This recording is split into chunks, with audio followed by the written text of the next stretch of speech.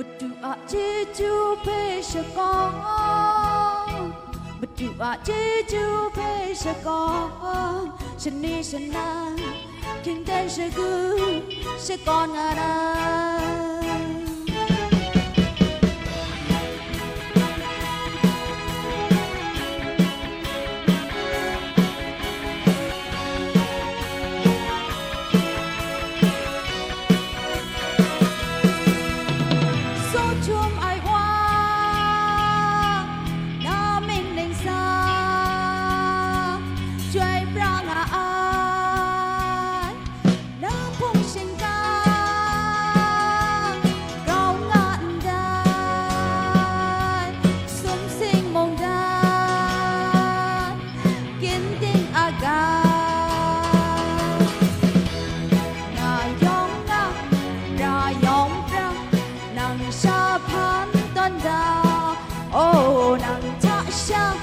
Dòng đời nga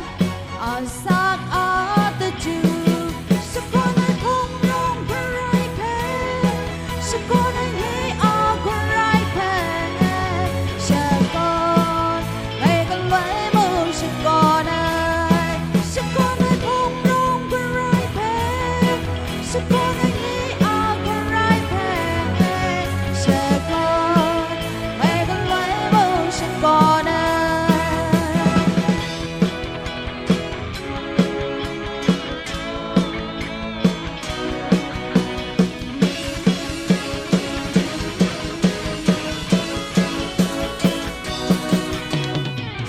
trong ai hoa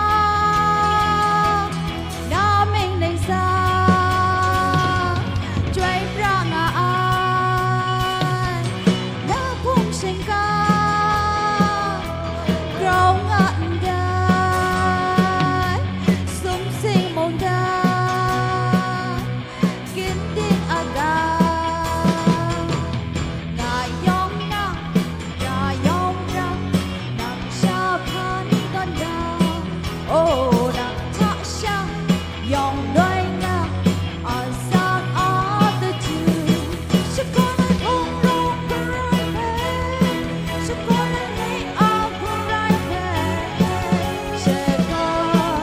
ngày con lấy mưa sẽ có nơi không rong rai phê sẽ có nơi nghĩ ở rai phê